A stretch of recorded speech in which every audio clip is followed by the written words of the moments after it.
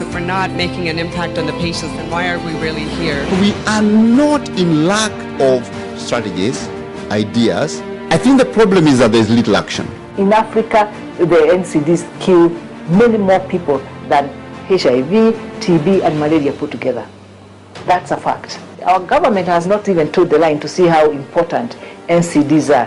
What about the other 40 million Kenyans? Who will speak for them? Nobody thinks about the patient's fears about all these medications, the complications. They say anything you do without us is against us. It's us on the ground who know what we really need. And when you have people asking you, what do you need? And how do you think we can help? Those are the people you want to work with. Access Accelerated, when they came to Kenya in March, we were a bit suspicious, but they are bringing together different farmers all over the world to tell them, think beyond your product. Think about the consumer. Put them at the table even as we are making these policies. Believe you me, whatever it is you're sending out there, it will work. Because they will own it. So if Access Accelerated, Global NCD, and as the CEOs sit down to think about their next move, let this be a very strong message that this is the way to go. There's no other way. Access Accelerated has come on the ground. They know what is going on. They are not sitting in Geneva somewhere and getting emails. They have come here and they promise that they are here to help patients or people living with NCDs have a strong advocacy agenda that can be taken to the policymakers. So I'm saying thank you very much to Access Accelerated, Global NCD, and I'm hoping the CEOs will continue. I think there are three things that are critical. One is partnerships, two is partnerships, and three is partnerships. Together, we can forge a healthy future.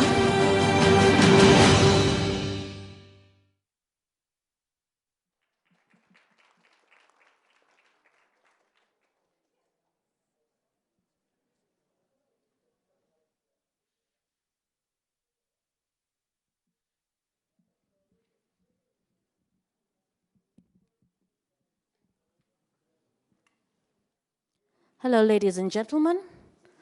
Let's play a very simple game. Turn to the person on your right. Turn to the person on your left. Introduce your name. Introduce yourself by name, your country, and the cadre that what do you do, what has brought you here.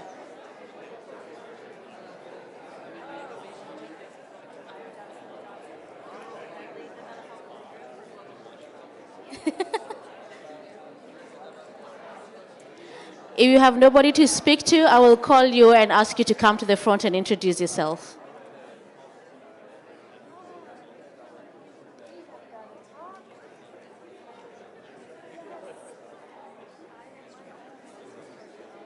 Okay?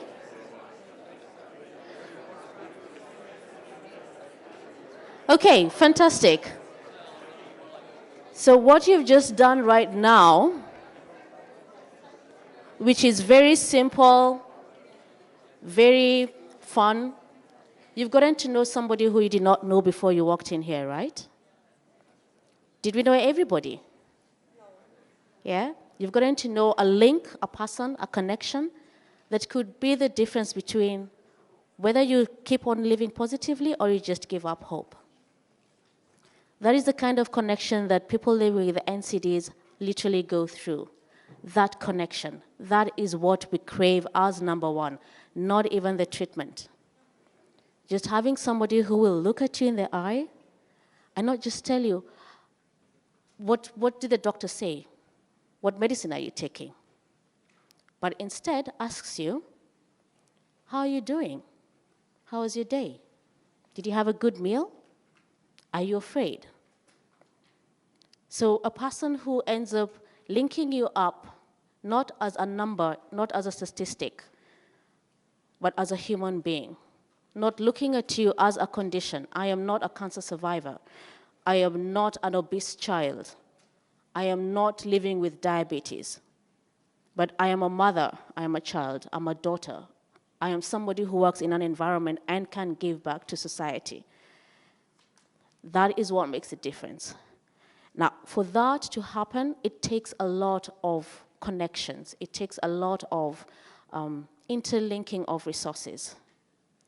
So the typical life of a patient, is what I'll walk you through. You end up having, every time when you're working, and as an epidemiologist, we always used to want that ideal situation. You're looking at numbers, trying to figure out how do you improve a health system so that the community can be able to benefit. And we always have this ideal situation of having very affordable, accessible, equitable healthcare that is quality, that everybody can be able to access without having all the pitfalls that come with it. Now, the reality, however, is something completely different, right? So let's do something very simple. How many of us are living with a chronic condition?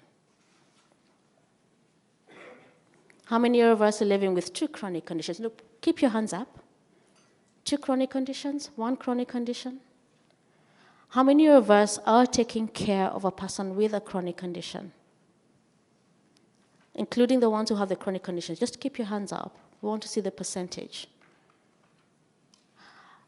If you look around the room, that's around half the group. And we always assume that these conditions come at a certain age, at a certain demographic, the statistics tell us you have to be within a certain risk group. But I can tell you for a fact, diseases do not read textbooks. I had breast cancer. I had a very normal life, running marathons, working every day, thinking that I am doing the level best that I could do, working in the public health sector. And taking into account what my mentor always used to tell us. You're taking care of other people, but who's taking care of you? So for me, I took that and decided that every year I would always go in for an annual checkup. But you know what? I knew there'll be nothing. None of the risk factors applied to me. So no family history. I cooked all my meals. I thought I cooked meals properly. I exercised. I was active. For 6 consecutive years, that report came out clean bill of health. And at some point I thought, but I'm wasting money. Why am I going for this routine test if I already know what the result will be? On the 7th year, they found something small. And I was thrown from being a normal Kenyan, running around, raising your child, living life, to a system where you literally feel like a leaf in a hurricane. You have all these terminologies, you have all these experts choking down information down your throat. You have a condition that you know there's something major going on, and the minute it was the C word and back at home, the cancer word technically means I am dying. We have HIV patients who said, I am better off than you. So you're thrown into this system where you get to be in a situation where, 1, you do not understand what is going on, and every time you try to seek for information, you're not able to, 1, understand the medical jargon, or 2, you find a healthcare provider who is not able to articulate. So terminologies that we kind of assume that are normal for the group that is here, only to go back home and you're telling your caregiver and explaining what the doctor said, and you'll be like, yes, he said it's 2nd stage, we will not need 2nd-line treatment, we will end up at 1st. So like, hold on, what is that? What is radiotherapy? Is it a medicine? Do you pop a pill? Or, as I said in the morning, for us guys, something as simple as radiotherapy, which we automatically know what it means. Back at home, if I translate that into Kiswahili and then back translate it, it means to burn. So here you are giving an intervention where you're telling somebody that for me to cure your condition, I have to burn you. Will they accept it? Will they? No, they won't. But the minute you're able to explain what it is, what the terminologies is, where the patient themselves, the caregivers, are able to articulate what the doctor is saying, you're able to see that silver lining around your dark cloud. So that's what we decided to do with the Cancer Cafe, where we ended up having to bring the experts, the doctors, the pharmaceutical companies, the nutritionists, out of their facilities and into the communities, where over a cup of tea you have those very difficult conditions around a very hard topic, but in a very simplified form. So instead of the doctor parroting and sounding like a broken record, saying the same thing to 50 patients for each appointment, those 50 patients and their caregivers end up coming into a very informal circle, and that one key message is brought out, and they'd have a discussion of how to implement it. So the new reality that we now face now is that we have to relearn everything, how to recook our food, how to exercise when you have fatigue and all you want to do is lie in bed, how to custom make your life, how to bring in conventional medicine but also use alternative food and nutrition, mental health. How do we teach our children to grab a carrot and not a cookie? Do you do that by telling them or showing them? How do we incorporate preventive care? How do we get the doctors to come into the communities and not use indicators like number of people who are attending our healthcare facilities as a marker of whether a health system is working or not, but instead looking at how many people are not coming to our healthcare facilities. We should be scoring zeros, because then it means that our population is healthy. Most of the healthcare systems end up counting the sick population. That's our main focus. My plea and my call is, let's shift the balance and let's look at the healthy population. How do we keep them healthy for as long as possible? How do we get it to be all-inclusive? So from the tea girl who's preparing your meals in the office, so instead of mandazi and chapati, which is all greasy, she gives you sweet potato, which is healthier. Does she understand why you're opting for that? All the way to the policymaker who understands that the decisions that they make at that level has repercussions, and does it cascade down to the grassroots levels? So we're always trying to look at utilization of resources, and one of the resources that is hardly ever used is people living with NCDs. You do not need to pay me to tell somebody else that that unhealthy lifestyle is going to have repercussions later on, because we have lived through it. We have gone through the pain. We understand where the shoe pinches. And we're able to relate with other people so that it's easier for me to be able to articulate what the fears are that somebody else is going through. So what I would say to finalize is I'm waiting for my doctor, Kibacho, to not meet him in the hospitals. We are tired of going to look for them in hospitals. I am hoping that very soon, instead of him being in a hospital setting, I will meet him over a cup of tea. And we will be able to get my health care out in the communities, and we'll learn how to better take care of ourselves and our loved ones. Thank you.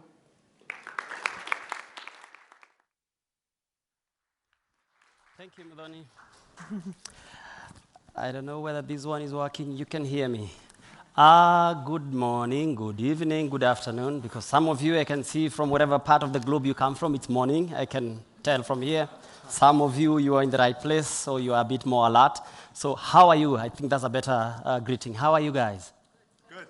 You guys are too stiff. How are you guys? Good. Maybe let me say hi to my co-moderator here in an easier way for you guys to cheer up. Come on. Thank you, Mudhoni. Thank you for opening it up, and thank you for speaking as it is. You're an individual who has gone through an experience which everybody else says, oh my, how do they make it? Or how do they go through? Or how some of you are like, how do they look like? Here is Mudhoni. When I look at pictures like these, they just look like normal human beings. I don't know whether they have sickle cell disease, type 1 diabetes, whatever. When they come to us, they come as human beings. When they leave my office, they leave with labels. Living with diabetes, living with hypertension, type 1 diabetes. And I get the message, Mudhoni, you've said I'm your doctor, and I'm as guilty as charged. We need to change the way we do things as about NCDs especially. I'm about to introduce my co-moderator here. But just before I do that, Joanna, maybe we need to know who is in here. Of course, we can't introduce everybody. You guys are so many. We had just planned for like 20 people. Look at you. You all came. Mara, you must have said there is some... Sorry, I have just... Aha. There you are. This is Thomas Kweni. He's a celebrity. Yes, I could tell by the way Mara was printing that we have a celebrity in the house. Anyway, welcome, Thomas. It's always nice to see you. How many here are from the governments? Let's see Just from raise there. your hand. Anybody? Maybe you could stand and wave. You know, we say sitting is the new tobacco. Come on, stand up. Let's Stand see up. you guys. All right, different governments representing the member states. Thank you so much. How many of us guys here are from the private sector? The private sector is so broad, includes the farmer, guys who make products, the guys who make technology. Martin, lead the way. Come on, stand up guys in the private sector. Oh my. Okay. Okay, Good. it's the Okay. biggest group in here. The guys from implementing partners. Desters and the people. Implementing partners is a weird word. I don't know what you're implementing. You are from the implementing partners? Okay, only Dester here. How many are from the implementing partners? Oh, Okay. Helen Maguire from PATH. Beautiful. Civil society? Jean-Luc Okay. and me. There you are. All right. We welcome you. People living with NCDs, I was told not to use this term, but that's the term I was given. Mudhoni, I hear you. Aha. Yeah. There you are. Myself also included. Okay.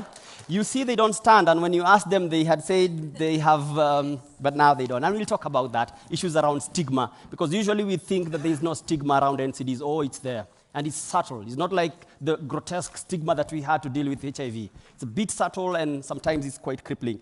Guys from, I was told this day is to talk about the young people, the students, before I talk about the teachers. So do we have any students?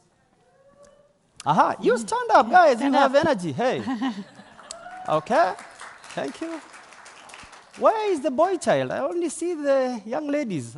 We don't have any student who is a boy here? Okay, I'm also a student, maybe to represent that group of people. The teachers, academia, anybody from academia? David Wood, stand up. Aha, beautiful. Okay. Thank you for being here. The media, and everybody else, as every constitution of every country says, we the people. Who is that other person who we did not mention? We have mentioned everybody. I think we mentioned everybody. Okay, Yeah. awesome.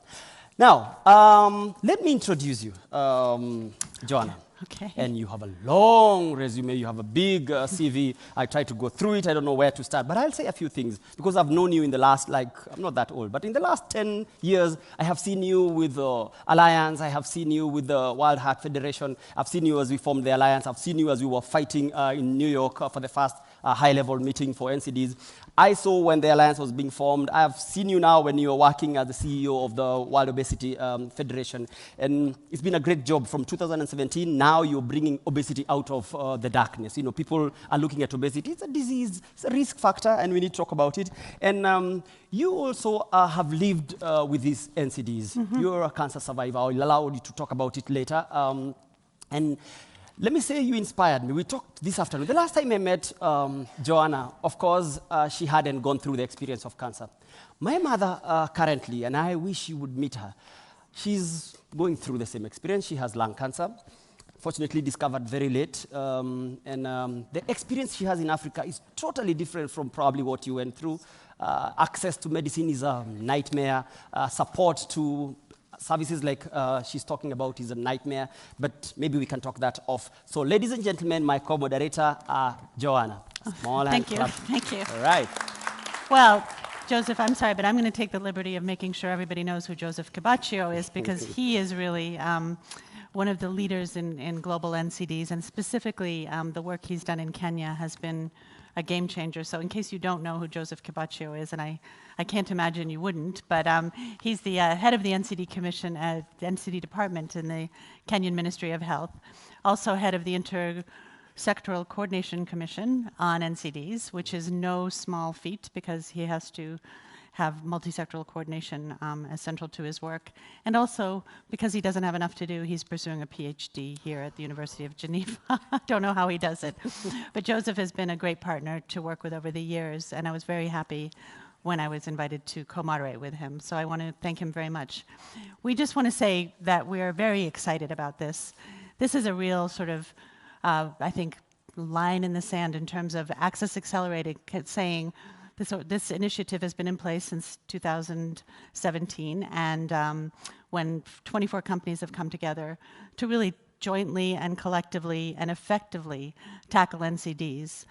I've been working in NCDs for 20 years, and I've seen a few game changers. One of them was the 2011 high-level meeting. I would say the formation of Access Accelerated was another game changer, because there really hasn't been, and continues unfortunately to this day, to not have been anywhere else that level of concerted commitment. I wish governments would follow the example of Access Accelerated and say, let's get together. This is a problem so much bigger than any single one of us can tackle. Let's come together. The other really important part of tonight's presentation is that we're going to hear about what has worked and what hasn't worked in the first 2 years of this initiative. That's really, really important. There's a great deal of transparency and recognition that we need to learn from our own mistakes. We need to teach others about them. We need to borrow from others. So we're really excited about that element of Access Accelerated. And I just want to remind you of the sort of the case studies that we're going to be launching, or Thomas will be launching later this today at the end of the session, the Access Accelerated in Action report. The case studies in here, and there's 19 of them, we'll be looking, they're formed around the 6 principles, cross-cutting principles for each project that's been supported: patient-centered approach, strong local ownership and engagement, substantive partnerships, sustainable equitable solutions, innovation and continuous learning, and rigorous measurement and transparency. So we're going to be hearing from 3 different groups around their work on a specific project. What has worked? What's been a challenge? What are lessons we can take from that and apply to other NCDs and other geographies with other companies supporting them? So it's a exciting, interactive, robust, very full session, and I feel privileged to be part of it. I also want a couple of housekeeping issues I need to make sure I mention. We will be live streamed today, so you'll have an opportunity to let others know to watch this if they're interested, and I'm sure they are. And the objective, again, is to really serve as a starting point for a larger conversation around these partnerships and how they might work. And then please do remember to get social using hashtags WHA72 and UHC, and then follow Access Accelerated at NCD Access. We would appreciate, while we love tweeting, we don't want to look at the tops of your heads, we want to look at your faces. So we're going to ask you to please do tweet and use social media, but really we want to have questions, we want to hear from you, we want to hear your thoughts, challenges, and your own examples, okay? So we're trying to show we are really here to listen to you and to listen to the extraordinary people who we've convened tonight. So I think that's the key. And anything else you want to say about the sort of the overall session? So far, apart from the photos that you've taken, I don't think there's much to tweet about yet. I'll give you a break halfway and tell you, oh, this break now is for social media. So if you will do an exercise with me, hold your phone. Okay. Everybody? Those who don't have phones, just pretend you're holding a phone. This day and age, okay? Let's do this. It's some form of exercise. Yeah. Let's go this way. Let's bring it here. Let's switch it off for now. You know, and then put it aside so that we can engage here, and then I'll give you a break at one time and tell you, guys, okay, let's trend this meeting across Twitter. Is that agreeable? So let's be front-looking. We concentrate here, and then I will do the first moderated deliberation, if that's okay with you. All right. We probably, you prefer to sit out there? I'll maybe just jump up here and say a few things just before I call the first 2 people who will join me here. You know, as Muthoni was talking about non-communicable disease, and I've told you that my mother is going through cancer. I also am struggling with hypertension. You know, as doctors, we don't say we have hypertension. We say, my blood pressure is misbehaving. So what is non-communicable diseases? How do you describe something by what it's not? Nobody has described non-communicable diseases. They've said what they are not. They've not said what they are. They say they are not communicable. So what are they? So how you describe something by what it's not, I don't know. And probably that's where we start making the mistakes. And you know, we talk as non-communicable diseases. In my country, they are really not non-communicable. They are communicable. When the burden starts, they become communicable. When my mother has cancer, what has that to do with me? When a neighbor has cancer, the burden is communicable. The disease, for sure, pathophysiologically is not, but the burden thereof is so communicable. So when we start looking at some of the things that we are going to look at today, we have structured them in 3 facilitated dialogues. I will facilitate the first one. My co-moderator will do the second one, and then we'll do the third one together. And hopefully in between, we'll do some exercise to make sure that you don't doze off. It's a long session, but we'll try and make it worth a while and quite interesting for you. So the very first facilitated dialogue, we'll be looking at the FAST program, and this is a collaboration between the Ministry of Health in Madagascar. You'll allow me to read this because I don't want to miss a point. And Sanofi and the World Association of Social Psychiatry, they call themselves WASP, which aims to strengthen national leadership capacity to address mental health and epilepsy challenge.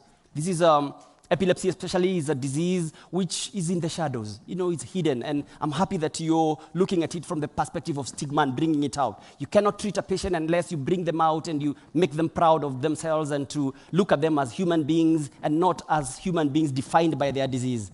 The largest FAST intervention, of course, you know, has been rolled out in many countries, about 14 countries in Africa, Asia, and South America, since 2008 when they formed. And of course, Madagascar is one of them that has trained more than 100 general practitioners and reached out to an estimated 1.8 million people, thanks to one of the partnerships under the umbrella of the Access Accelerated. We'll be talking to Dr. Fidi Nyaina, and he has allowed me to call him Fidi. The guys from Madagascar have names and a half, starting from their president. They have a long, long, long name, and we appreciate that, Dr. Fidi. So he has allowed us to call him Fidi today, and Dr. Luke also from Sanofi. So the two of you, if you would come up here, and we get this started. So I will sit here. You can sit. Come closer to me. Sit. One of you can sit I think there. the interpreter needs to sit. Okay. There is an interpreter. Yep. Okay. So you can sit here. Fidi, you can sit here. Dr. Luke, you sit next to me here. Okay. So you can sit here. Okay. Okay. So we have Dr. Fidi, who will be, he has very good English and sometimes speaks very fast, so you might not get. So we have somebody helping him to, you know, slow it down. Anyway, he's French speaking, and I will shut up when it comes to French. I know nothing about French. And he'll be telling us a lot about the program, and then we'll be looking at the themes of partnerships. Remember, public-private partnerships, I always insist you have to add the 4th P, about the people. It's not just the public and the private. There has to be a people out there. It's people-centered. And it's one of the themes that Access Accelerated has insisted, that it has to be homebred. It has to be about the people. So the very first question I want to ask you, Fidi, take the chance and talk about these partnerships. How did it come about? Where did you conceive the problem? How did you meet with Sanofi? Kind of like the story of a man talking about where he found his wife. How did this start? Merci beaucoup. Premièrement, je suis très honoré d'être parmi vous ici présents et je remercie l'organisation de m'avoir donné l'opportunité de vous partager l'expérience de Madagascar avec Sanofi sur l'aspect santé mentale. En fait, il s'agit d'un projet qui a vu le jour de manière au hasard un peu parce qu'il y avait une visite de l'équipe de Sanofi avec le ministère de la Santé publique de Madagascar sur un centre hospitalier universitaire. Et ils ont vu que dans ce centre hospitalier, le problème mental n'était pas pris en charge de manière correcte. C'était en 2010. Okay, you could fast. Yep. Yes. Thank you, everyone. First of all, I'd like to say that it's a great honor to be here today. I would like to especially thank the organizers for giving me the opportunity to share the experience we've had in Madagascar and specifically on mental health. The project came into being by chance to some extent. Sanofi was visiting the Ministry of Public Health, and during a visit to a university hospital in 2010, they saw that mental health wasn't being dealt with as it should. Et après, il a été effectué un plaidoyer du ministère auprès du Sanofi pour qu'on s'adresse à ce problème de santé mentale. Et puis après, en 2013, le projet Anaki, c'est un projet de 5 ans, de 2013 à 2007, il y avait un venant en 2018. C'est un projet qui s'adresse à 5 maladies comme vous l'avez dit, la schizophrénie, les problèmes d'addiction, les problèmes de troubles anxieux, les problèmes de dépression. Et c'est un projet qui ciblait 5 régions sur 22 à Madagascar. Okay. Et c'est un projet qui est d'un montant de 147 000 euros. Okay. Then, following this visit in 2013, the representatives of the Ministry of Health set up contact with Sanofi to address this issue of mental health and how it was dealt with in the country. And in 2013, we set up a project together, a 5-year project that covers 5 diseases: epilepsy, schizophrenia, depression, various anxiety disorders and addictions, and covers all 5 regions of the island. I will be asking you more questions, Fidi, especially about prevention later when we are doing the plenary, and especially because me and you work for government. When we work with pharmaceuticals, before Access Accelerated, of course, every pharma is interested downstream where the molecule meets the patient. As government, we want to go upstream where we can talk about prevention. So I'll be asking you how you're able to juggle the balance between prevention and treatment. But Dr. Luke, let me just bring you in here. Why mental health? And after having done this, what has changed about your perspective about partnering with government?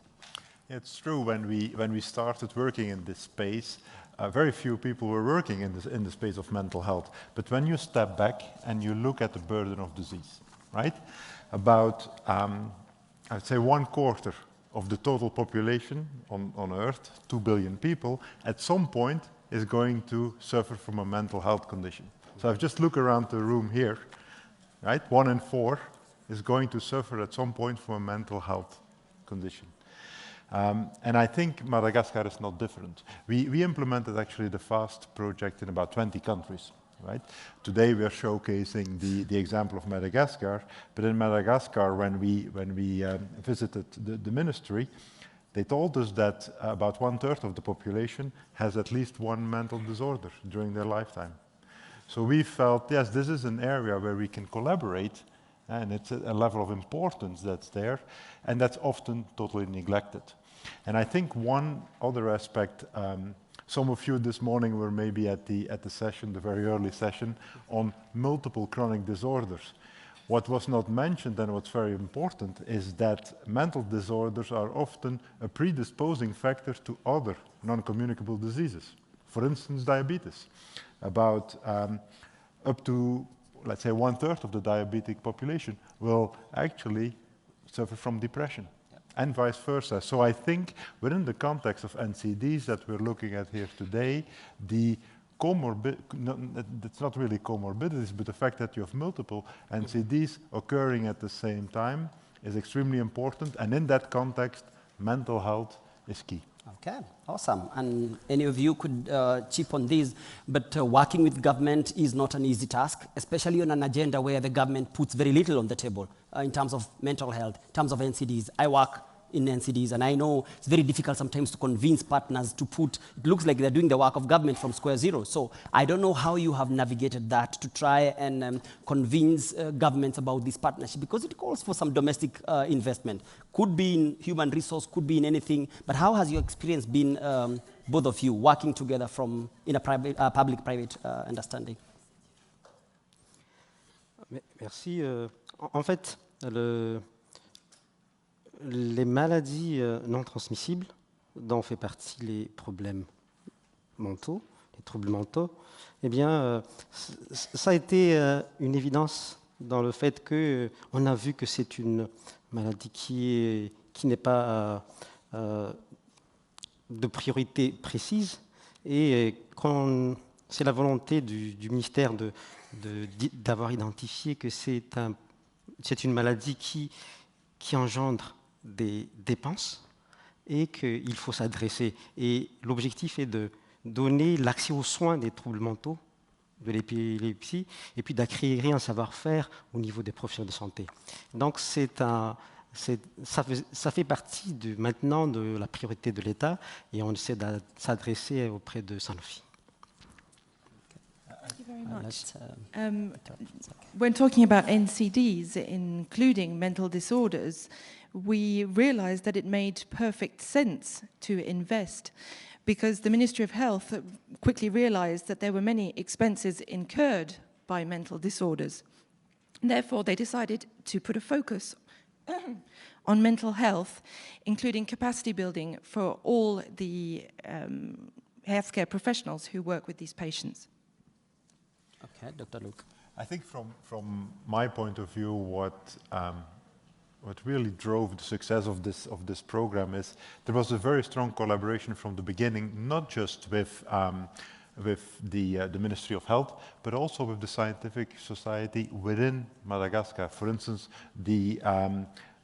what's called the Société Malgache de Psychiatrie, right? The local psychiatry association, also the World Association of Social Psychiatry, I think you mentioned before, and then Sanofi. So from the beginning, the whole program was designed around partnerships. And I think that's the way also to bring the Ministry of Health on board and not start a program and then as an afterthought trying to include them. Institutionalizing these programs to make sure that they are owned and they are homebred and they can see the light of day, because sometimes when the funding financier pulls out, then these programs dry out.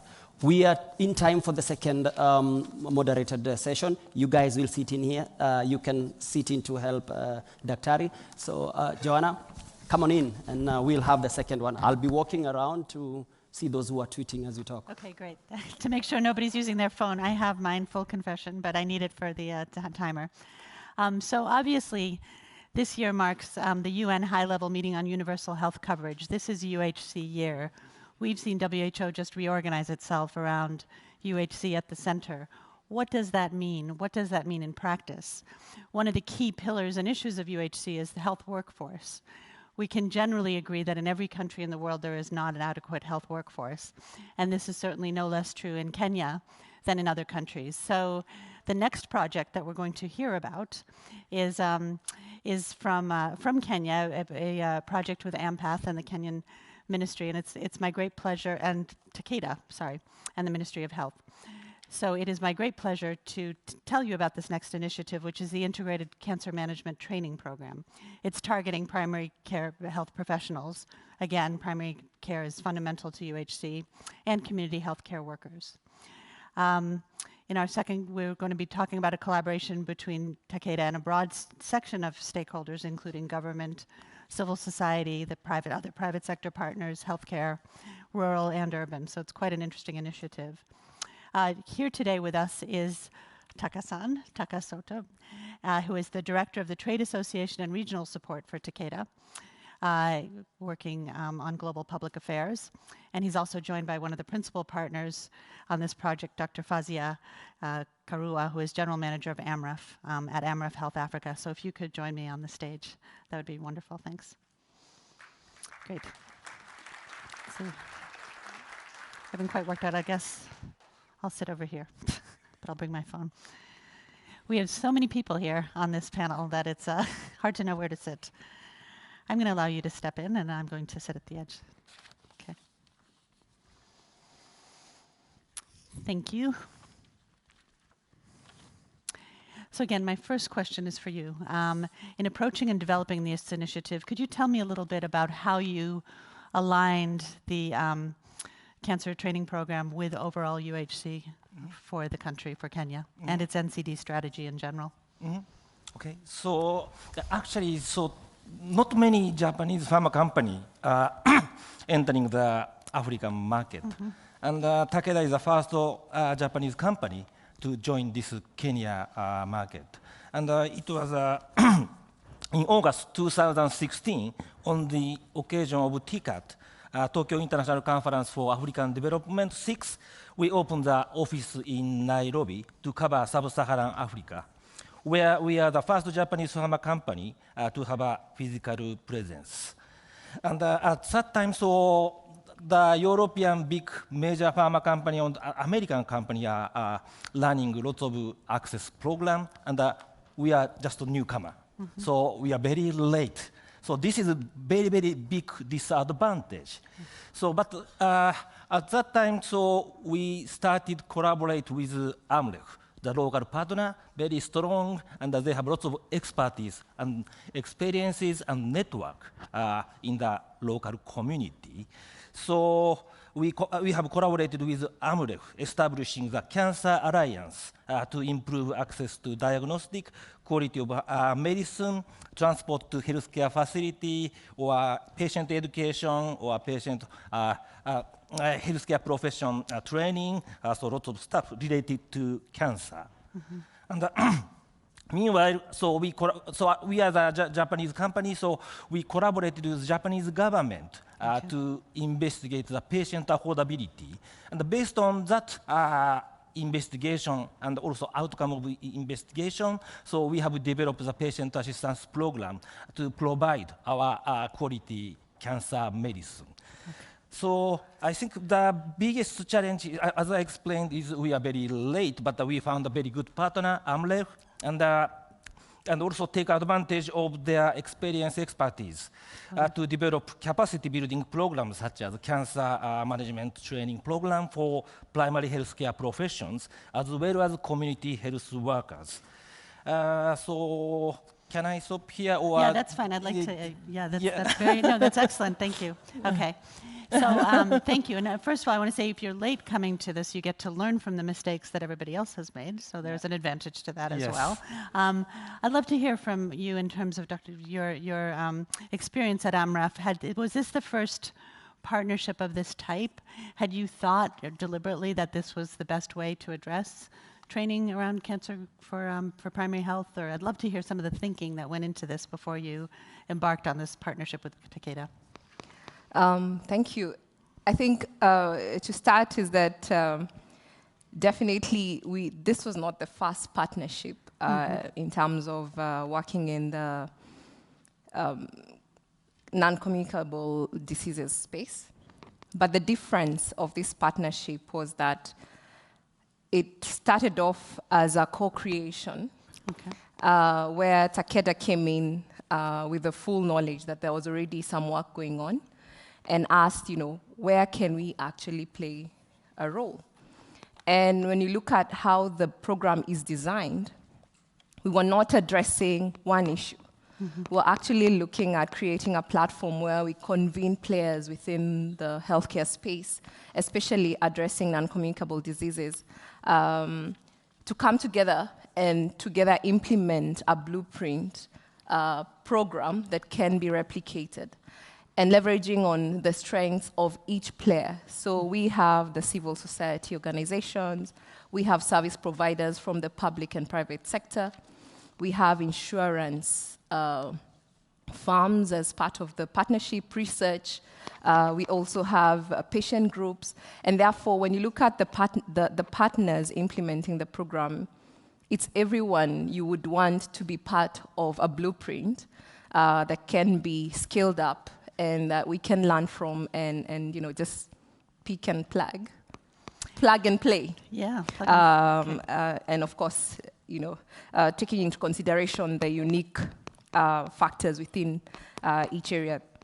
And I think one of the other things to talk about was the focus on really understanding the issues that the patients have to endure trying to access care in a market like Kenya and others that have similar structures.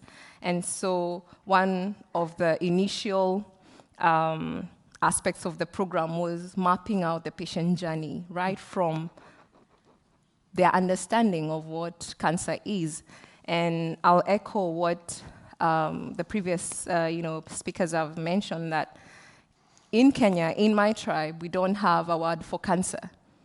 We have a word for other diseases. And so cancer is an enigma, for lack of better words, and it's basically a death sentence.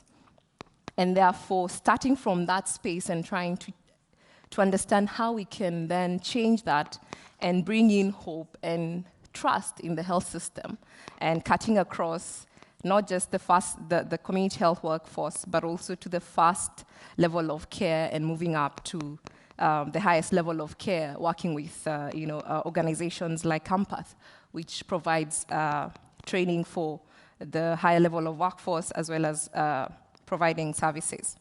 Then the other thing was looking at what enablers would we leverage because they're already there, so we're not starting from scratch. So looking at technology, mobile technology, leveraging data that was somehow there or collecting new data and data that's expanded to include socioeconomic status of patients. And of course, looking at how we measure impact and scalability and leverage on existing innovations that are already in the market. Wonderful, thank you. I know we're what I'd really like to hear now, because we all really want to learn from this, is tell us about a challenge. I know your partnership is quite new. It only started late last year, but tell us about a challenge you've encountered and how you've addressed it, how that might change other partnership work. And I'd like to hear from both of you about that. So let me start. I think the specific challenge to this to run this program is there were face-to-face communication is very, very important, but at the same time, so this is very, very costly. Yeah. Costly. And also, they had no ongoing support after the initial training. So this is not, how can I say, sustainable. And if we continue, so it costs a lot. Then lastly, also, each of different trainings were done by different partners independently. So we needed to integrate our efforts. So these are the specific challenges to this program. Perfect, that's very helpful, thank you. And could you tell me a bit about challenges that you saw from the I think empath side? Probably I would mention two. The first one was managing partnerships. I think the fact that we have different stakeholders at the table with different interests created a bit of an experience there. So trying to ensure that we keep our focus on the patient and ensuring that each partner feels that they're providing value but also getting value from the partnership. And so that was one of, I don't know whether to call it a challenge or an opportunity, but I can say we learned a lot on how to work with different partners because we're bringing in academia, CSOs, patient groups, and looking at one program. And so that was one opportunity rather than challenge. The second one was, as I said, bringing in the conversation of cancer at the community level and ensuring that it is a priority, even as you have conversations about immunization, family planning, and other health issues, bringing in the issue of NCDs and cancer in particular, and introducing it as an issue that can be prevented or can access care within the health system. And so I think those would be the two areas that really took quite a bit of work. Great. Thank you. Okay, so I think one further question, and I welcome some views on this. You speak a lot about the patient journey, and we really applaud how patient-focused these initiatives have been. I'm speaking both as a patient and a professional. I've been both for many years, actually. The UHC agenda is very much focused around, describes itself as being focused around patient-centered care. I sometimes wonder if what we're seeing will get us there, and I'd love to hear if you were able to suggest one really important ingredient for success in a patient-centered focus in universal health coverage. What would you see? And I'd love to hear from any and all of you on this in terms of how do you create care that is patient-centered. Par rapport à cette question, en fait, c'est dans le cadre du partenariat avec Sanofi, il y avait 3 éléments qui faisaient partie du projet. D'abord, la formation des professionnels de santé pour qu'il y ait une meilleure prise en charge des patients. Ensuite, la sensibilisation au niveau même des enfants, parce qu'il y avait une formation au niveau des classes de CM1. Et ça, c'est important pour que, au niveau de la base même, on ne stigmatise pas le problème de santé mentale et finalement l'offre de soins.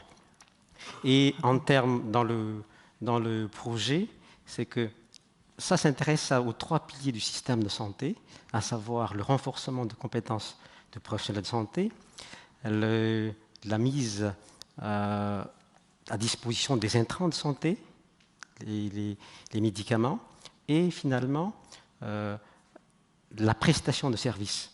Et tout cela renforce le système de santé et du coup améliore l'accès aux soins, donc la couverture sanitaire universelle. Okay. If I may, just Just, very briefly. yeah, just briefly, because we've got, yeah, please. I think very important. Yeah. Oh, Sorry, no, we're translate. hearing it's French. That's right. We forget. I know, I know. Just Thank you for your if you question. could summarize, yeah, just the Yes. three final points he made, if you The could. 3 final Yeah. points. The 3 pillars of our project with Sanofi were healthcare workers, training them for better patient management, raising awareness among young children so that there's no stigma, and service provision so they have the best possible care. All of that can contribute to people-focused universal health coverage. Perfect, thank you. One very quick, quick I think from each person. an important part of the program was also around behavior change communication, and especially for mental health and the reaching out to the whole community, Okay. patients and, as was mentioned before, engaged. many of us who are not patients, specifically in an area as mental health where stigma is so important. So that was another very important part of the project, was reaching out to the public. Great, thanks. Can you just say a quick comment on this? I think for us, the main focus was by working with the community health workers who know the patients, or rather who know each household, made it easier to actually design the program to specifically address, we talk about precision now, specifically address the community's needs based on their knowledge of the households and the issues that surround them and are related to NCDs. Excellent, thank you. And just exactly the same point. So community health worker is very, very important. Great. So do you hear that, UN? We need you community health workers to be prioritized. Okay, now Joseph is going to rejoin me. Thank you, guys. You'll still stay right there. But I want to give you a small little break for Twitter. But you have to earn it, guys. Doesn't come that easy. I'm from Kenya. We are marathoners. You saw our great marathoners yesterday during the walk the talk, starting with the first lady. In Kenya, we say you lead from the front. You can't be a first lady in such a country and not do marathons. So she's the only first lady who has finished a marathon. You need to challenge yours. Stand up, guys. Just stand up. We stretch a little. I said sitting is the new risk factor, is the new tobacco. I want you to find some space. Every time, Muthoni, and I'll come to your cafe one of these days, people ask me, when do we do physical activity now? I wake up at 4, drive in the jam in Nairobi, I come back at 10, I sleep tomorrow. When do I do physical activity?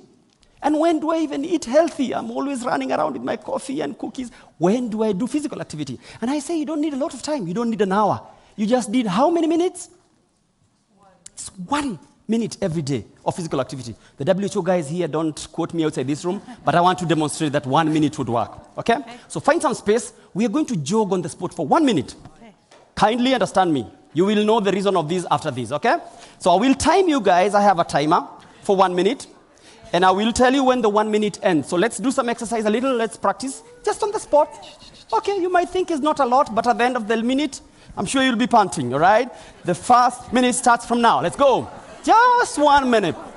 I want to show you the value of 1 minute. I can see you guys at the back. Hey, let's do. Let's go. If every day you are to do these for 1 minute only, awesome, guys. Hey, let's do it faster. We've barely done 20 seconds, guys. Hey. Oh, yeah. No. Let's go, guys. We are on 27. Let's go. I want to show you the value of 1 minute. Thomas, faster. Hey, I see you. Come on. We have 16 seconds to go. Let's go. We have 10 seconds to go. Faster. This is the final kick now. Let's do this. 3 seconds, 2, and 1. How many minutes? 1 minute. 1 minute. Do not underestimate the value of 1 minute of physical activity.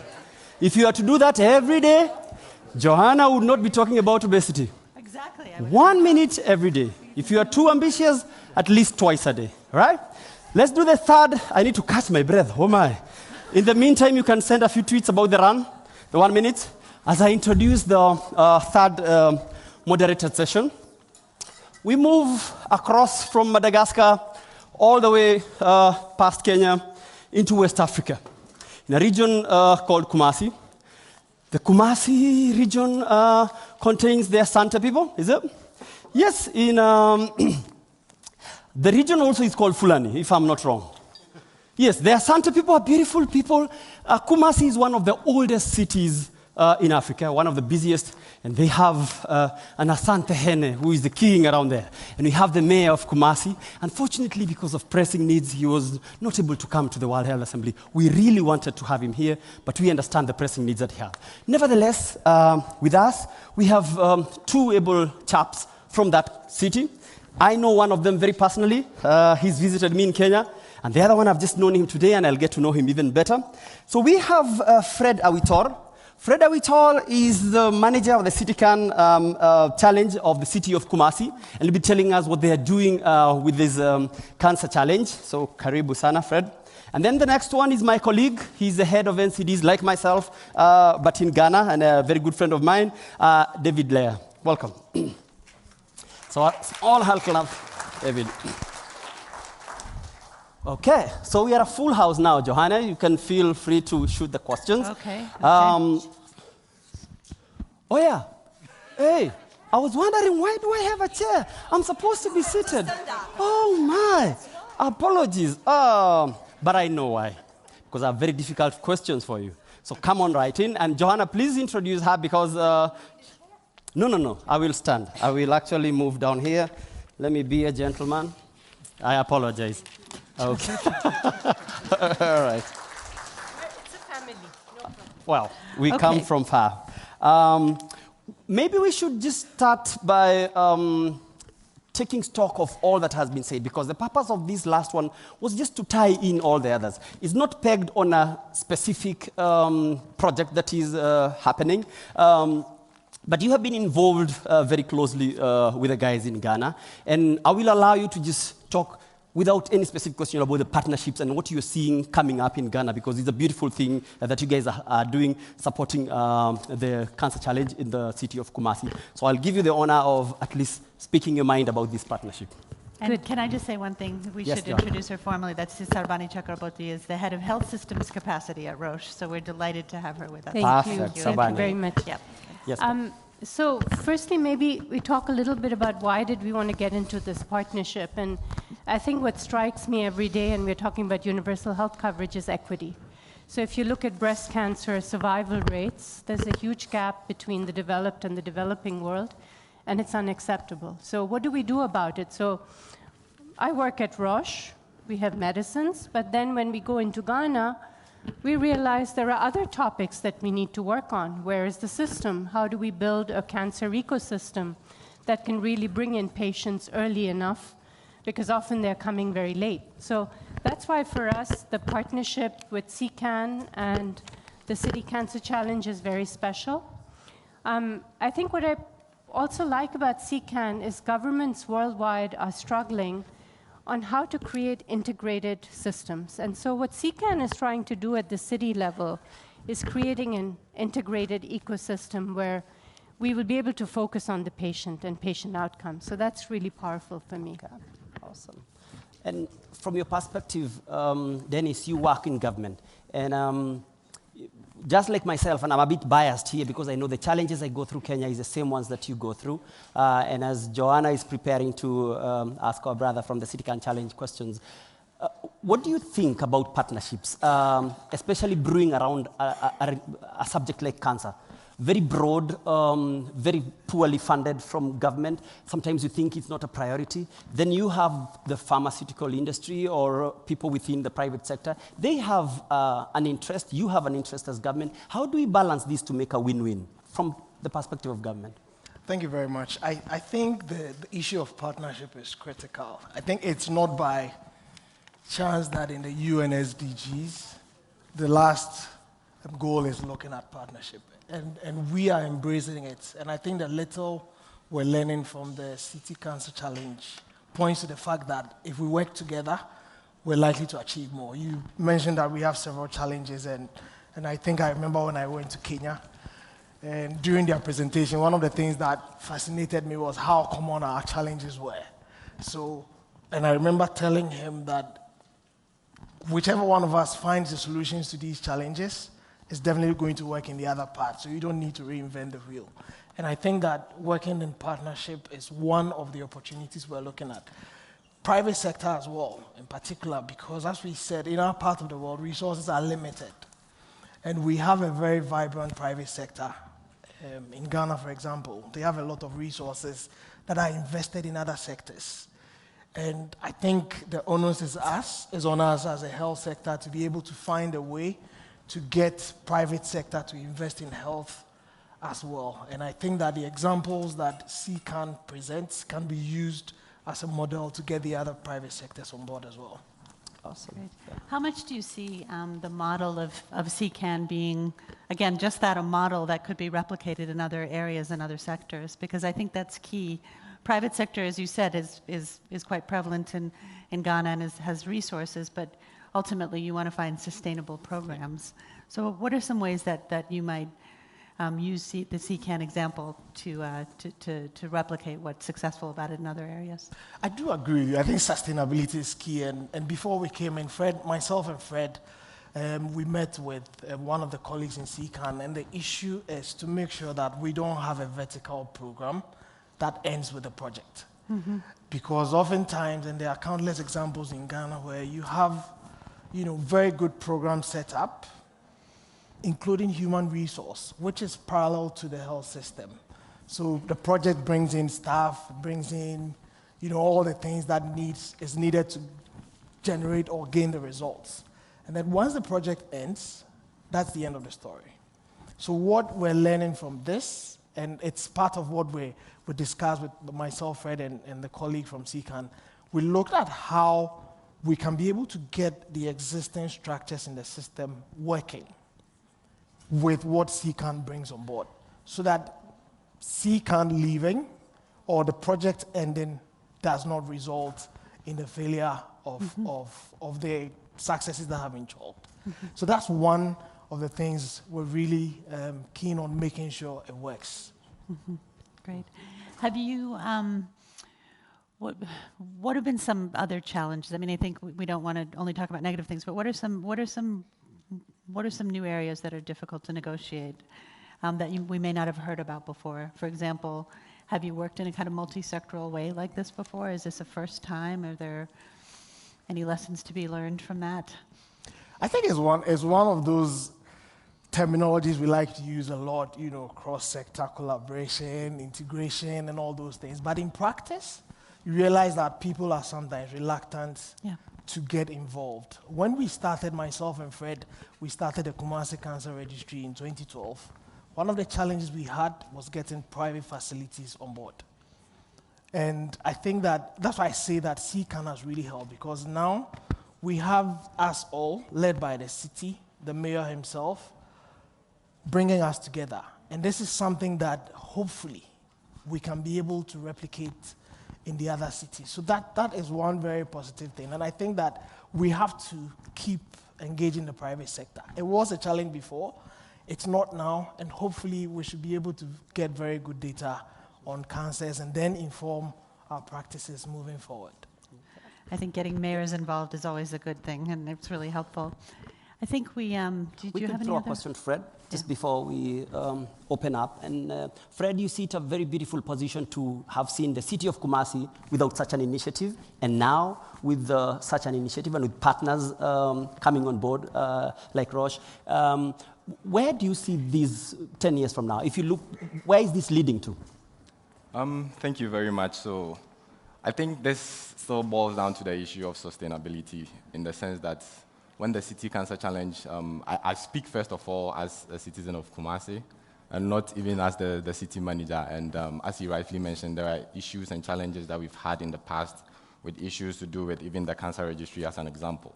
So the City Cancer Challenge Initiative bringing all these stakeholders on board. You mentioned the issue of the king, who is a very high-profile figure in the Ashanti region. He's a member, he's actually the patron of the City Cancer Challenge Executive Committee. He's nominated somebody to be a member of the executive committee that has been established. We have the Minister of Health on board, have the Director General of the Ghana Health Service, people in ministries and all that.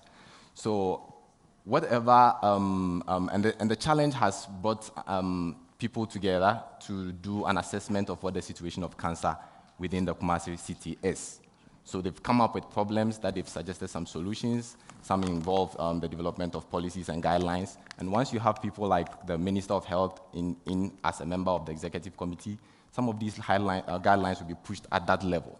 And so they are sustainable in the next 10, 15 years. So we are likely to see the ripple effects of all the decisions that are being taken today on ground because of CCAN. Okay, awesome. And expect many questions from the people here. Do you have any questions for the panel before we go out to the floor? Maybe after. I want okay, to why don't we, okay, great. have some cheat sheets here when they ask questions, then I think we'll turn walk them down. into.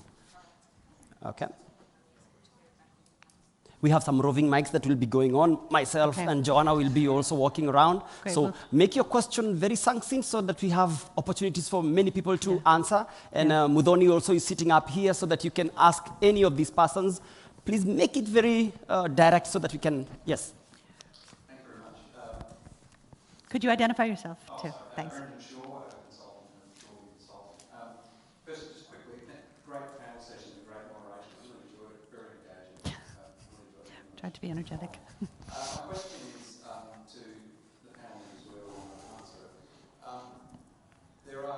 What advice would you give to companies and organisations, maybe governments, that haven't done this yet, but may be sitting there thinking of doing it? There are companies, there are patient groups, there are governments who may be thinking about doing some partnership work in this space, but maybe haven't done it yet for various reasons. Just wondering if you have advice for those companies, groups that haven't yet done it, but are thinking about it. Okay. Great. Beautiful question. I hope anybody can take that, Joanna. Yeah, would anyone like to, would love to hear from a couple of you. Anybody have a... The fence sitters, address them. I think one important point is make sure you align with the local health systems, right? And I think you mentioned it before in Kumasi, right? And it was the same with the project in Madagascar. Make sure you don't create yet another vertical system. We have enough of those on the non-NCDs, right? Where I'm also present, be it malaria, TB, etc., etc., etc. So we're built it into your primary healthcare system, and ultimately I think that's the purpose of today, right? It's talking about how do we support UHC. Awesome. Yes, you may. So Brendan asked a question, how do you convince a company to join Access Accelerated? And I worked, my whole previous career was in the World Bank. And in the World Bank, one of the problems we were facing is everybody, all the donors were going in, and the government was saying, how can we deal with so many donors? In a way, if each of the companies do our own public-private partnership, governments will reach a time when they will just say, this is too much for us. So it reduces transaction costs for governments. And I think when we come together, because health systems are a public good, we can contribute much better and it's more scalable. So that's what I would tell a CEO if he says, why should I join Access Accelerated? Great. Awesome. Did you want to? Sur le cas de Madagascar, il y a actuellement une plateforme humanitaire du secteur privé. En fait, c'est une plateforme qui responsabilise, on parle de responsabilité sociétale des entreprises, mais aussi le partenariat constitue une visibilité de l'entreprise et une meilleure collaboration avec l'État des entreprises. Ça, In Madagascar, we currently have a humanitarian platform in which we've been working with the private sector, and there's been a lot of focus on corporate social responsibility. And the companies we're working with have realized that it gives them greater visibility and helps them to work better with the government. Okay, great. Awesome. Maybe we pick one or two more questions from this end. Okay. Introduce yourself and shoot a question. So I'm Anne Art, head of the Novartis Foundation. I just wanted to make a comment as the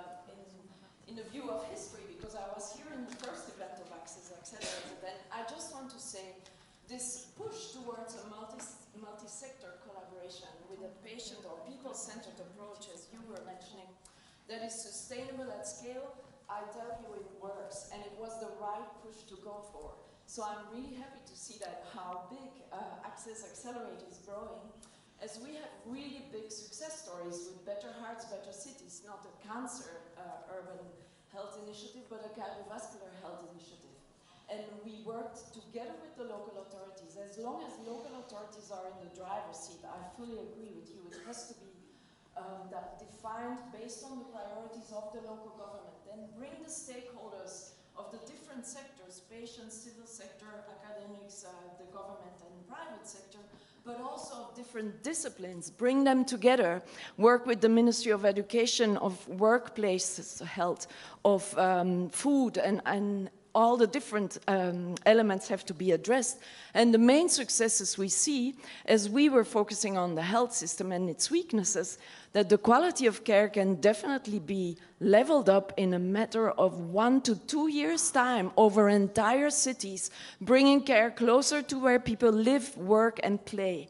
Bring healthier food options available in the cities through private sectors who contribute from the food sector. And then last but not least, making digital an essential part of every health system, so that for the first time in the cities of Sao Paulo, Dakar, and Ulaanbaatar, where Better Hearts is running, we have the government using real-time data to make their decisions on resource allocation and further health planning. So it's really working. And I wanted to congratulate you all and of the Access Accelerated team for these fantastic initiatives. Thank you. Awesome. I think Mark was next Is here. a question. Well, can I ask a question, Anne, while we're getting the microphone to Mark over here? Is Better Hearts, Better Cities sustainable? Oh, you know what, that was really mean of me. I took away the microphone and then, yeah, yes, yeah, okay. We're sort of short of microphones. Yeah. Yes, I think I cannot predict the future, but at this moment, we are, for example, the first city that started with Better Hearts was Ulaanbaatar. We are happy and ready to hand over completely to the local government. We have to see how this evidence we created through the innovations we financed for delivering different services for healthcare, that has waken up the political will, woken up the funders. The Ministry of Finance has increased the primary healthcare budget by 300%. So it is definitely sustainable once you get the traction of all the different stakeholders. Excellent. And we hope it will survive forever and grow to many other places as well. Fantastic. Wow. Sounds like music to my ear. Yeah, right. Thank you. Is this on? Yeah. Yeah. Mark Lodge, UK Director of the International Network for Cancer Treatment and Research. Joanna, this is an absolutely stunning panel and really good. And the exercise was very, very worthwhile. I've never felt a minute so long. It strikes me that we're in a terribly privileged position because we're not only listening to the future, we're helping making it. And what Dr. Tedros is doing is really what you're doing. His work and your work is the work of the 21st century. And this is how it's going to be. And certainly when we come to making alliances and making funding decisions, funding, for example, something like our friends from Kumasi will know, the African Cancer Registry Network, who's been really helpful in building up the epidemiology. We need to strengthen the pathway, make it clearer, because at the moment, I have to say, it's always us going to them, and I suppose we want them coming to us. We're not lazy people.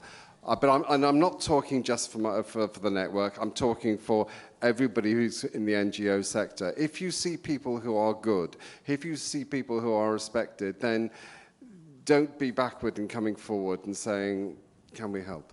Okay. Thank you. Wonderful points. Thanks. Okay. Thank you very much.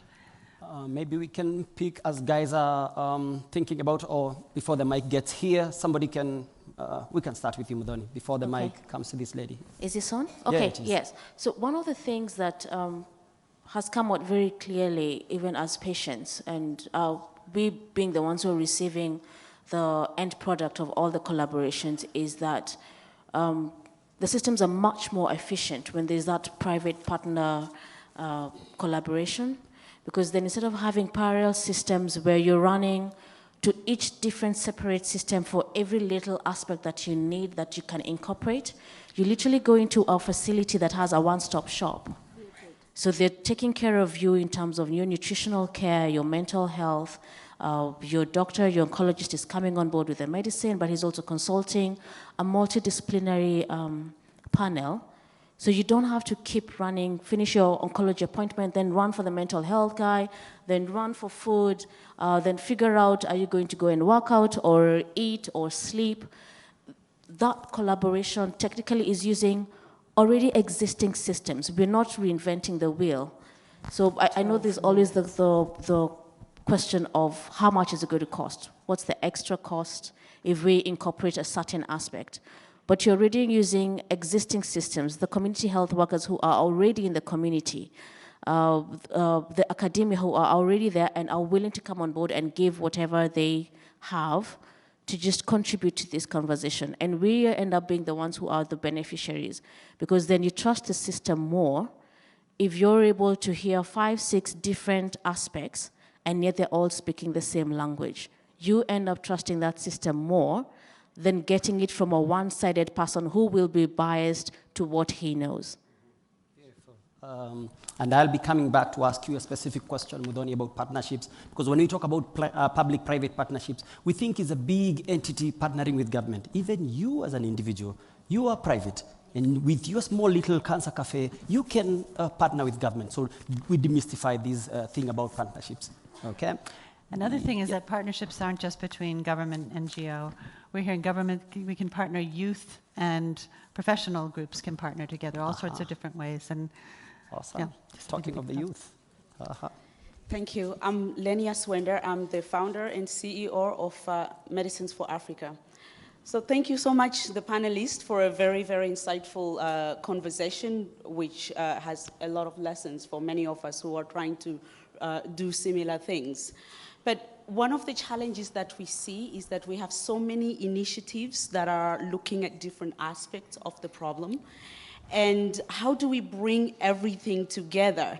Because without bringing everything together so that we can bring those solutions to scale, our impact will continue to be very limited, because when we can bring things to scale, our impact is going to be greater. So perhaps the panelists, if you could speak to that a little bit more, what lessons you've learned, how we could bring all of these initiatives so that we can have greater impact. Okay. Thank you. I hear you, and hold that question. Somebody I'm sure has a thought about that, and you will notice among the books that we'll be launching today, and Thomas will be talking about them, we've tried to piece together all the work of the Access Accelerated into success stories and into some toolbox which you can look and see how to partner across. So he'll be talking about that book. And remember again, Access Accelerated is 2 years, so as he's coming up, we'll be singing for him some happy birthday song to just celebrate that milestone. Helen, you have a question. Hi, I just wanted to share some initiatives. Johanna, I really appreciate you bringing up the point about sustainability. And, you know, partnerships are really at the core of that. PATH is also a partner with Access Accelerated, and we've been working on a couple of exciting initiatives. One is some work that we've done in Vietnam. And what's interesting with that is that the work started with Novartis Foundation, Communities for Healthy Hearts. The core of it, of course, was the partnerships with the Ministries of Health. So we've worked through that partnership, building up the relationships and laid a foundation. And now we have an opportunity, as we partner with Access Accelerated, to build off those learnings and now scale this more on a national level with the national government. So it's that joint partnership, that collaboration and coordination that really helps to take it that extra step and take it beyond that tipping point to see if we can really influence it on a national level. I would say 2 things within that project that really help with the sustainability is some innovative partnerships with social enterprise, with pharmacies, and taking these models out to the community where people are. There's no symptoms for these diseases, hypertension and diabetes. People are not aware, so we really need to get them to, at where they live, to Anne's point.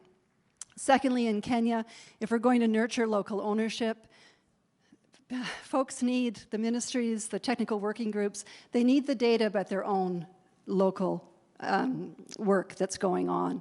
And so something we've been working on with Kabasho and with his team in Kenya is to build a health information system that maps out all of the different initiatives so they can see what's happening where, by whom, who's funding it, what's going on, to help inform their priority setting and the decision making as they go forward to execute against their national strategy. And how can they map that against those objectives?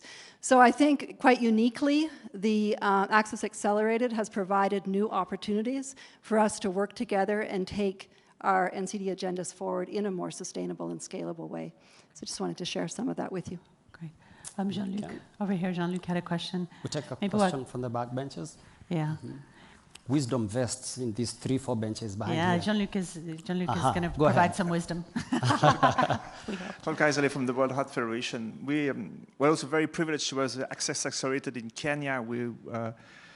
Following a meeting, we identified 4 roadblocks in terms of treatment and access to treatment to hypertension. One was task shifting and task sharing. You have 50 cardiologists for 50 million inhabitants, so obviously you have to find another solution. I think one of the great outcomes of the partnership was to work with the Ministry of Health and produce new CVD guidelines, which we now implement with the Kenyan Cardiac Society. We're training 2,000 health workers in 100 healthcare centers. Clearly will have an impact. And that's really a great way to see the implementation of good methods and especially address the issue of who can prescribe and involve community health workers and nurses in this. My question would be about I think we're all saying that universal health should be an investment and not a cost. And I think the investment that Access Accelerated is making in all these partnerships is really the proof that it can work. From the Kenyan experience or the others, what would be the message to policymakers to reconvince them that it's an investment that it's worth to make it sustainable? Great. Did you want to respond to that? Guys, you can answer. Kenya, did you want to? So, all right. Sort of an investment, not a cost question about health. Did you? I think, of course, first of all, understanding the impact that the diseases, NCDs have on the capacity of the communities to do what they need to do on a daily basis. There's a mother involved in that community. There's a father who has to provide for the family. There's a child who may have type 1 diabetes who needs to have a normal life. And therefore, the value of looking at this as an investment is that for the government, it actually has healthier people who can do more and better to improve the lives within the community, but also empowering communities themselves to own health and to understand it's also an investment that doesn't have to be monetary, but an investment in knowing what needs to be done, in knowing what's out there for them to access, and working with the community health workers to then link the communities to the formal health sector. And so I think the conversation around whether it's an investment or a cost, really, it's about how you view the people within the country and the productivity that then is required to move from lower middle income countries to the next level and improve on productivity as a country. Mm-hmm. As Madagascar, do you struggle with making this case internally that it's an investment in health, not a cost? Oui. Effectivement, lorsqu'on parle de santé mentale, c'est un problème de productivité. Il y a le coût de la maladie, et puis c'est des maladies souvent quelquefois chroniques. Et puis, lorsqu'il y a un retour d'investissement, lorsqu'on s'adresse à ces problèmes de santé. Tout à l'heure, j'aimerais aussi intervenir sur le fait que dans la durabilité, dans la viabilité des projets, il faut impliquer les autorités administratives, politiques, traditionnelles, religieuses dans le cadre de la santé mentale. Ça, c'est important pour que la population s'approprie du projet. It's not working. Yes, when dealing with mental health, there is the problem of productivity, as you said, the cost of the disease, especially if you consider that many of these disorders are chronic. You need to put forward the argument of return on investment. But also, to make these projects more sustainable, you need to involve other stakeholders, such as traditional or religious leaders, who can help the country take ownership of the projects. Okay. Sabani, yes, you had something. I think that's a really, really good question, because we are working on something with the World Bank through Access Accelerated called the Human Capital Index. And just to give you an indication, when the World Bank started this project, they looked at infant and child mortality. But in reality, if you look at the epidemiology globally, the problem is premature mortality from NCDs. So now Access Accelerated is supporting the World Bank to come up with a module that can be applied so that you can make the case to ministers of finance about the extent of the problem. Because at the end of the day, human capital is about competitiveness. So that's why Singapore is more competitive than another country. And when you bring that to ministers of finance, that's very powerful, because then they start looking at it differently. The other issue that I would say is, for ministers of finance, they find the health sector very complex to navigate, because they keep saying we put money into it, but what comes out? And that's why I think what is really powerful is talking about patient-centric care. I don't know if some of you have heard about the International Consortium on Patient-Reported Outcomes, which is ICHOM. And what ICHOM is doing is now coming up with global measurable patient-reported outcomes, so that countries don't have to create their own sets. So I think we are going in the right direction, because if you combine investment with being able to show ministers of finance that you can have impact in terms of patient outcomes, that's a powerful combination. Yeah. Beautiful, Sabani, and it's been a difficult frustration to convince. It's about packaging. Ministry of Health, we just talk to finance and expect that they would understand. We have to package it in the language that they understand. We talk to them in accounting language, they understand economics. So we have to turn it around. We just ask for money and we throw it at a problem. That's how Ministry of Health works. But you have to turn it around to tell them that this is the outcome of your investment in our ministry. Just before you say something, Modoni, there's a gentleman on that end, and all of you guys be thinking of that small parting shot. I'll give you a chance, each of you, just to say one sentence that all these guys can tweet. So be thinking of that one liner of Twitter that will close the whole ceremony as we sing happy birthday for Thomas. All right, there's a question there. Hi, Christoph Whipple. I'm a medical student. I'm here with the NGO Universities Allied for Essential Medicines. And my question is, considering that in low and middle income countries, medicine expenditures often constitute a large portion of total medicine or total health expenditures, and that there is a problem of high drug prices restricting access to life-saving medicines. What is the vision of Access Accelerated to address this problem? Thank you. Okay. We'll begin with Muthoni. You had an answer to the previous question, and then I can. Okay. I mean, sure. I mean, I think the main issue is, at least this is how I look at it, and I think my colleague should speak up. I look at access as a holistic problem. So if you look at the neglected tropical diseases, where many companies have been giving donations, we still have last mile health problems, right, to reach the last mile.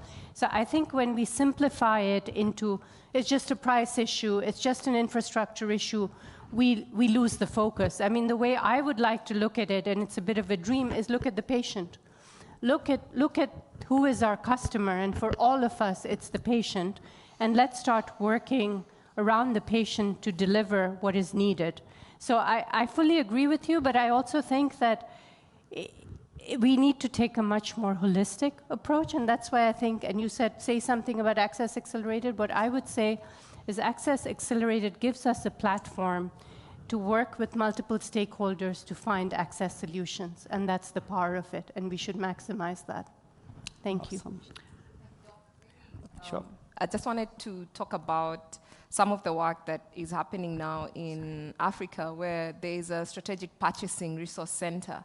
And this is supposed to empower governments to purchase better, meaning influence even pricing, which may be a very easy or the hardest bit of getting more medicines to the people. But when governments work together to purchase strategically, then it means that you have a chance of having patients, access these medicines at a better price.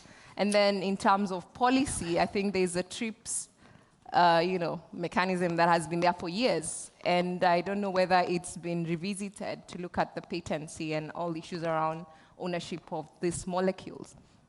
And lastly, I think in Kenya, we just started off, there's a drug, not a manufacturing company, but basically bringing in molecules and combining them within the market to make it cheaper, and it's in form of generics. And so I think we need to open up markets like in Africa to be able to have molecules that are, developed and probably packaged within the market to make it more accessible and more affordable to the people.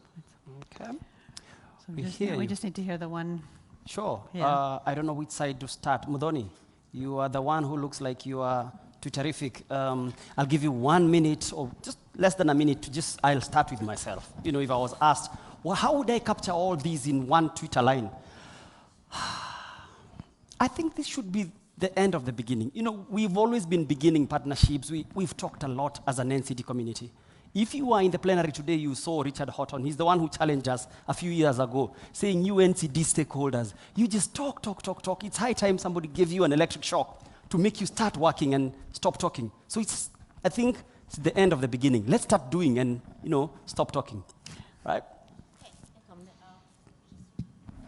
Is it okay? Yeah.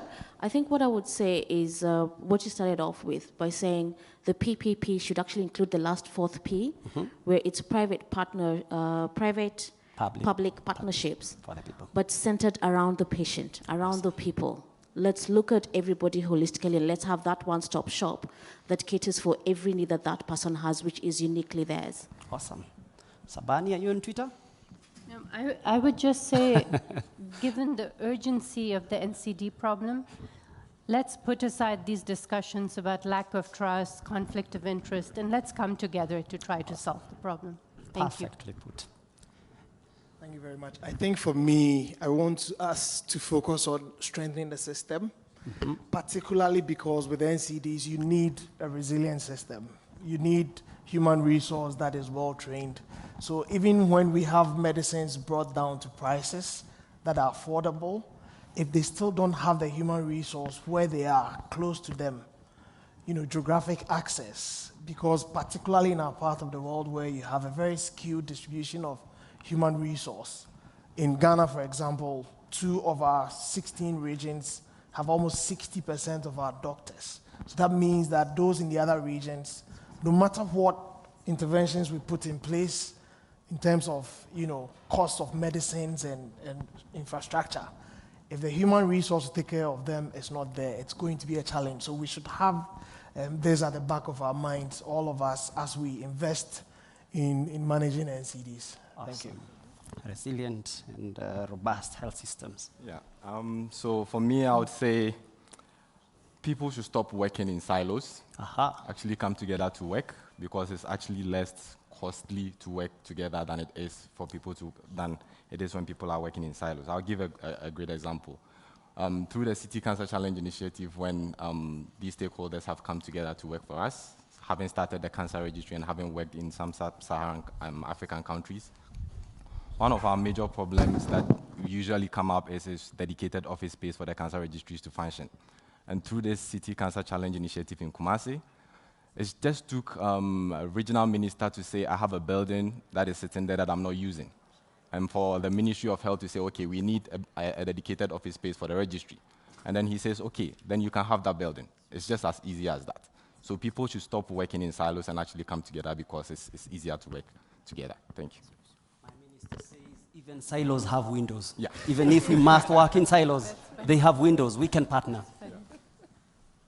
Moi, je terminais par dire l'investissement dans la santé mentale est à la fois un moteur de développement, mais aussi une finalité pour le bien-être de la population. Et pour ce faire, il faut qu'on ait un 5P, partenariat, public, privé, patient et population. Oh, good. The mic. Go ahead. Sorry. I would like to conclude by saying that an investment in mental health should be seen as a motor for development and well-being, and I think that we should add an extra piece, so public-private partnerships with patients and population. Perfect. Dr. Luke? I'm going to go a little bit off script because I think one aspect we did not talk about, which is very important, is preventive care. Right? Nobody has talked about prevention. And actually, before the session, I was talking to Dr. Fit, and I was very interested to learn that his title is Director General in the Ministry of Health of Preventive Care. Looking at from vaccinations all the way to all the activities we can do on prevention around NCDs. So please, as an NCD community, don't forget prevention. And actually, your minute of running was the one example, Joseph. My mom says a gram in prevention is worth a ton in treatment. Exactly. So prevention is the way to go. I think tweetable moment, it's not wise to run on stage in heels anyway. So amazing. But amazing I think that's on a light Yeah. note. I think for me, I would say, one, that communities have to be at the center of everything that we do. And that makes partnerships even more meaningful. And therefore, we leave our interests at the door and actually focus on the communities. And then secondly is to say the patient or the household member that we are trying to work with to be healthy in the WHO definition of health, which is quite expansive, is that that person may have NCDs, may have mental health, may have not had an immunization against a disease, and therefore we need to look at the patient in totality or households in totality and not just for specific issues that we are interested in. Awesome. Finally, and certainly not the least. So, as he mentioned, the prevention is very, very important factor to build up the sustainable healthcare system. So we need to promote prevention. Awesome. Great, wonderful. John. So just Please a join round of us applause in for the thanking excellent this group. wonderful panel. Really well done. Thank you so much. Yeah, and I think the only thing we can say is that we heard today we have a planetary health emergency. We learned from Joseph how to run, that you can run very far in a minute. So just have the right shoes to run. It's a planetary health emergency. That's my takeaway. So we want to thank the panelists, and then they'll stay. Okay. Now it's our great pleasure to introduce our final speaker, Dr. Thomas Koene, who is the Director General of the IFPMA here in Switzerland, and has done an extraordinary job of really elevating that organization and being a key partner in driving Access Accelerated. So he will be celebrating the 2-year birthday, is that right? Or they're celebrating the birthday of Access Accelerated, and he'll be launching this report and giving a talk. Thomas. So thank you, Thomas. Welcome. Thank you very much to the panel and to Joanna and Joseph. I think they deserve our hand. Please. Now, Joseph asked me yesterday, how can you work with Mara? It's so tough to keep up with her. I have to admit, it's even tougher to keep up with Joseph. I did a photo shoot with him yesterday before the walk the talk, and after that he disappeared. I'm not quite sure whether he did his 16 or 8 or 3 kilometers. He just disappeared, and I couldn't catch up with him. But in terms of walk the talk, I think what many of us did yesterday was really we walked the talk, because doing 8 kilometers up to WHO, which was tough, down to the Villa Pardon and the Baki, that's healthy. And we actually should do it probably more or less every day, because that keeps the doctor away. I know that with Joseph, we once had a discussion about what is actually the share of the Kenyan budget on prevention. And I think I shall not embarrass you and give the answer you gave me. But in terms of walk the talk, I think what we heard today was impressive. I don't want to overdo it, and with all due respect to James and Mara, I'll scale down a little bit. our achievements because we are still at a modest beginning. But as we heard from the panel, as we heard from Anne, if we start working together, we can do a lot more and we can get much more mileage out of all our efforts. But at the end of the day, it is about the scaling up, the importance of scaling up, because if we are not able to scale up, we will have failed. It is to find sustainable solutions, and it is about enhancing the value. And therefore, when I look at a combining overarching theme, which I've heard today again and again, what we do has to be in the objective of moving towards universal healthcare. I'm lucky to have been born in Switzerland, and for me, actually mandatory healthcare, which in Switzerland only goes back to 1994, is part of my culture and my value set. I know that, for example, in Ghana, in Africa, Ghana is a country which was an early mover on UHC, but when I was in Accra 1.5 years ago, they asked people from the industry, actually, who is part of UHC in Ghana? They said, oh, it's about 50% of the population. And when I asked them, who are you part of the UHC? They looked at me as if I came from a different planet, and they said, of course not, because people who can afford it are not part of the UHC. Now, I have to admit, I can afford it, but I do contribute to our mandatory healthcare system, and therefore for me UHC is really about also no one is left behind. When I look at what we moved since the launch of Access Accelerated, and I think it came out very clearly from our panelists, it is making a difference, the industry working together. A lot of what's happening in the field, and we saw this last week when you carefully read the Access to Medicines report, the industry has come a long way over the last 10, 20 years. And when you look at the numbers and statistics, we have many more people with access to our medicines, but what's more important, we still have many people who don't have access to our medicines, even if they are cheap. That's why I thought what Anna Ernst said about the better hearts is really encouraging, because cardiovascular treatment is cheap, and Jean-Luc Geisele knows it. But still, most people with hypertension don't even know that they have hypertension, let alone that they have access to primary care and treatment. Therefore, I think what we do and what we did with Access Accelerated is, on the one hand, we did give a platform for the companies to showcase what they are doing individually, and we see that. But more important, and I've heard this from Joseph in conversations with our partners from PATH, NCD Alliance and others, we are overwhelming the recipient countries with our eagerness to do good. And Joseph said, you know, at 8 o'clock I meet Pfizer, at 8:30 I meet Novartis, and at 9 o'clock I have Teva, and at 9:15 it's AZ and whatever. When do I find time to do my work? Therefore, what we do, I think, bringing the companies together with Access Accelerated, and Shobani has mentioned it very concretely, is facilitating and leveraging what companies are doing, but being a convening partner, not to gang up on countries. Because let's face it, when I talk about scaling up, moving towards UHC, I'm looking at the real problems, and we need to tackle the inefficiencies in supply chain.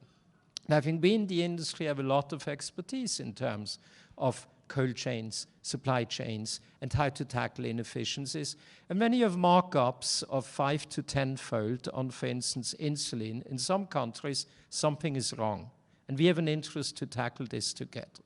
Second, we all know that we need to address the problem of substandard or falsified medicines. We had an event this afternoon run by young people on Fight the Fakes, and it was a tremendous success. I think UHC, by definition, will lead to a reduction of falsified or substandard medicines, because it means if you have UHC, you probably have a national formulary. You will have controlled distribution. If you don't pay out of pocket, you will have a reimbursement, and hopefully nobody will be able to cheat. Therefore, we will address the quality problems. And last but not least, I also believe in the importance of getting professional procurement. You know, from an industry person, this may sound strange, but given the constraint in resources, if we want sustainability, we must address the affordability. The industry, in terms of innovative medicines, needs to move. We have said very clearly, I was recently in Johannesburg at the Fair Pricing Forum. For me, if I believe in value-based pricing, I believe in significant, serious differential pricing, because the value differs depending on the ability to pay, and the affordability differs depending on the ability to pay. And I think we will be judged by how we are able to make progress in these areas. I want to focus now just on a few of the key elements which we have done collectively. One is the work with our partners and with Kenya and Ghana, and soon our increase in Vietnam.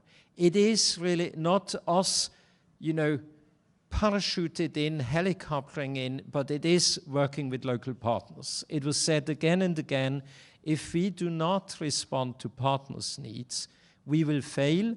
And I've heard from the Naivasha and Nairobi meetings a few times that we sort of, with our partners from the World Heart Federation, from NCD Alliance and PATH, we gave a voice to patients like Mutoni. I was really touched this morning by what you said about how you faced, you know, the daunting challenge. And I was also impressed with what I heard from Kees Smits, the challenge of self-management, which is daunting when you're confronted with disease. I think we start to see progress, but we are far from, you know, reaching our objectives. I'm impressed with the openness which we find, for instance, with the World Bank. And people from the World Bank told me 2 years ago, the World Bank literally has zero budget for NCDs. Therefore, Access Accelerated providing seed money, engaging, for instance, also in the African Medicines Regulatory Harmonization, apparently led to a significant triggering of the commitment of the World Bank in the area of NCDs. I have to admit, I'm a strong believer in the City Cancer Challenge. That's why I'm very pleased to have friends from Kumasi here with us. Because what impressed me with the City Cancer Challenge is not us trying to come in as missionary and teach and patronize our partners, but it was really this competitive bidding from cities like Kumasi, like Cali, Asunción, Yangon, and now Porto Alegre, Tbilisi, and Kigali. Really, that this is bottom up.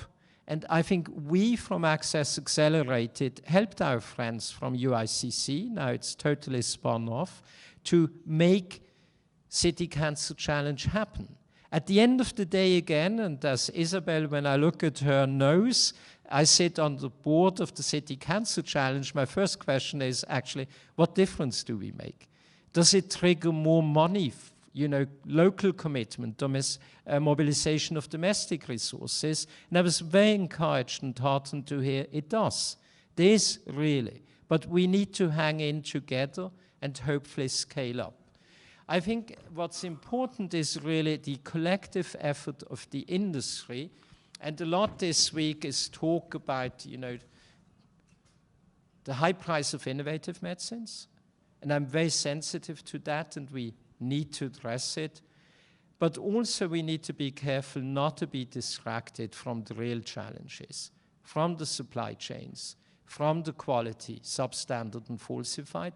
And we from the industry have to do our part in making our innovative medicines more affordable, and not just in a couple of tiny pilots, but really show a willingness to scale it up. Access Accelerated is similar to Dr. Tedros' triple billion. I always hesitate to use these triple billions because aspirational goals have the defining element that they quite often remain aspirational. And I want to see concrete progress, but large-scale progress. And I think one of the elements which we also see, and that's new, is that we have a willingness to share experiences from our partners, from World Heart Federation, PATH, NCD Alliance, and our partners in the field, but also from the companies. Because I know our industry is fiercely competitive and bashing competitors, trying to gain market shares, whatever. What I see in the Access Accelerator community is a willingness to share experiences, good and bad, and that's when I come to the end of my talk. That's what I really ask you, pick up a copy of the Access Accelerated in Action report. It's a modest start, a beginning, but what you see here is a collective effort to put on paper learnings from what primarily companies have been doing in the field, a willingness to share with others, with their competitors, what can be learned and how we can get more mileage out of the dollars spent. How can we reach more patients? Because at the end of the day, it's patients who are in the center. As I said, I don't want to pretend that we are even halfway there. We're really at the end of a beginning, but I think we are all committed. And when I talk to colleagues also from WHO, like Mariangela, we jokingly occasionally tease each other about some of the political rhetoric which is around on both sides of the platform, industry as well as WHO. But there's something which we have. It's shared values. I want to retire in about 20 years or so, and those who know my age, they will smile, by having a feeling that we really made a difference, that we were able to reach many millions more patients. And this shared value is something which I have with people like Mariangela Shimao, because she's also passionate about it. And I push back anybody who claims that the industry is not serious, because innovation is meaningless if it doesn't reach the patients. It's meaningless if it doesn't reach the patients. And in order to do that, we need to leave our trenches, and we need to work together. And that's one of the great learnings from the last 2 years. I've seen so much friendship and partnership develop, and building of trust. Trust, you need time to build it up. You can lose it overnight. But I think we need to keep hanging in. We need to work together. And I wish all of our panelists that we will see much more progress in 20 years when I will announce my retirement. Thank you.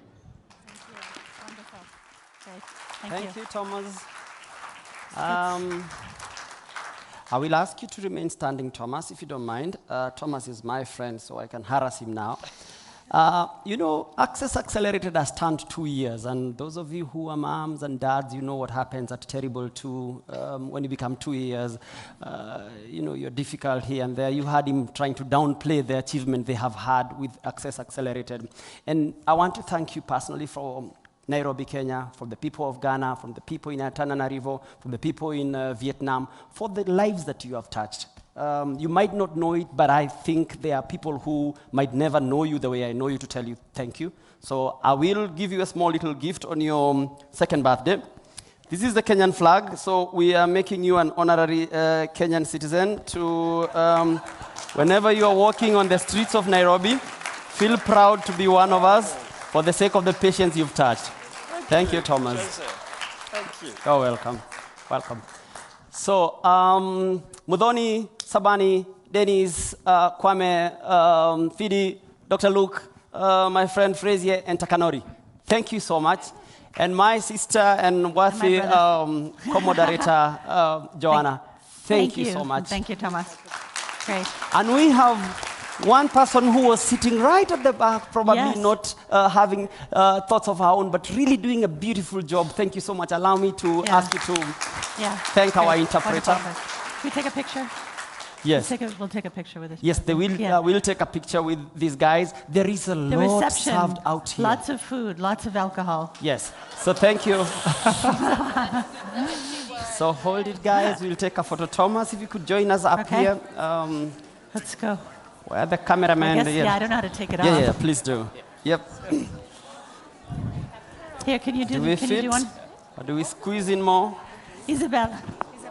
I think it does. Are we all in there?